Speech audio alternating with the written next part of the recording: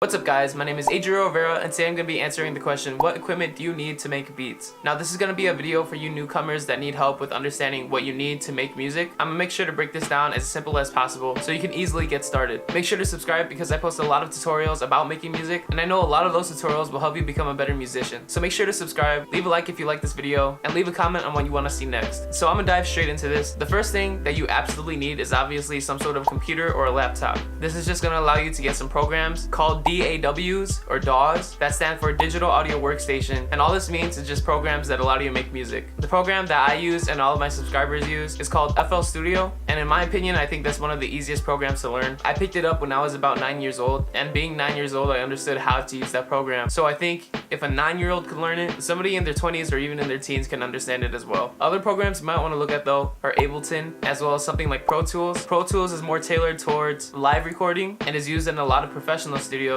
as well as Ableton, but Ableton is used more by EDM musicians. I would say a lot of trap artists use FL Studio, but I'm mostly a pop/hip-hop artist, and I still find FL Studio being a really good program for me. And don't take what I'm saying as a sign of limitations, because with any of these programs you can make any sort of music. I'm just saying the genre that is generally used in these programs. The second most essential thing that I think you're gonna need is some sort of speakers or headphones. But I'm not talking about any Bluetooth speakers or AirPods that you might have. I'm talking about professional quality headphones. The reason why you're gonna want to use some professional studio headphones or studio speakers, which are also called studio monitors, is because when it comes to making music, you want to be able to get the most natural sounding speakers and headphones to be able to mix well and make your music sound exactly how you want it. Now every brand tailors their headphones or speakers to sound a specific way. I know things like EarPods and AirPods tend to have a little bit more bass, but some other brands might make their speakers or headphones higher in treble or in the mid-range. What getting studio monitors and studio headphones would do is it'll give you the purest sound possible without altering the sound at all to make it more bassy or more trebly, so that your music can sound good on almost every single device that it's played back on. So getting good quality studio headphones or studio speakers, in my opinion, is one of the most important factors of making good quality music. And after I got my first set of headphones, especially my first set of speakers, the quality of my beats went up because I can now hear unaltered sound and make my music exactly how I want it to sound. Now when it comes between choosing speakers or headphones, I'd say go for both, but if you could only choose one or the other, choose it according to your situation. So let's say you live with your parents, or you just live with people in general and you don't want to bother them, I'd get something like headphones, but if you can get some speakers, I'd recommend getting those as well. But no matter what, eventually you're gonna want to have both of these. Now I list some links in the description of this video for the speakers and headphones that I use and the equipment I use just in general, so if you're interested, go ahead, check those out. But again, a computer or some sort of speakers or headphones are the two essential things that I think you're gonna need for making music. Now another thing you might want to check out is something called a MIDI controller. This allows you to control some aspects of your music making program and actually physically play the music you want to play in order to make your workflow a lot nicer and make a lot more natural sounding music. Now is this essential? No. I made music for a long time without a controller, but they're definitely fun toys, you could say, that make making music a lot more interesting. So if you want to check out a video about this controller specifically, you can click the card up there. Again, not essential, but definitely something to keep in mind because it will help a lot with workflow. And if you're planning on singing or rapping in your songs, a microphone along with an audio interface will be a good idea. Now the microphone I use is the Shure SM58. This is a cheap but really good high quality microphone, and I think you already know what a microphone does. It records your vocals. But what I want to talk about is this. This is called an audio interface, and I have the Scarlett 2i2, and essentially what this is like a little hub, so you can connect your headphones, your speakers, and your microphones to this, and this all goes into your computer and basically makes it super easy to record microphones, or you could even plug in things like guitars, and this just integrates really well with your DAW. Now you can get a USB microphone like the Blue Yeti to make it really easy to just plug the microphone into your computer, but if you're using something like XLR, an audio interface will allow you to plug that in super easily, and it'll easily connect with your DAW. Now again, links to the Blue Yeti, the Scarlett 2i2, and the Shure SM58 will be down in the description, so go ahead and check those out if you're curious, but those will only be necessary if you're planning on recording your vocals. If not, then like I said, what you're gonna want is a laptop and some sort of studio monitors or studio headphones. Now hopefully this helped you newbies out. I know when you're trying to get into making music, it could be a little daunting at first, but trust me, making your own songs is possibly one of the most fun things you can do, and I know for a fact when you start getting into it, you're gonna love it as much as I do and as much as the rest of my subscribers do. Plus, like I said, I have a whole bunch of tutorials about making music. You can check out my tutorial playlist right here. I do my best to make things as simple as possible for you guys because I just really want to help out the community and help you make better music. So make sure to leave a subscribe, leave a like,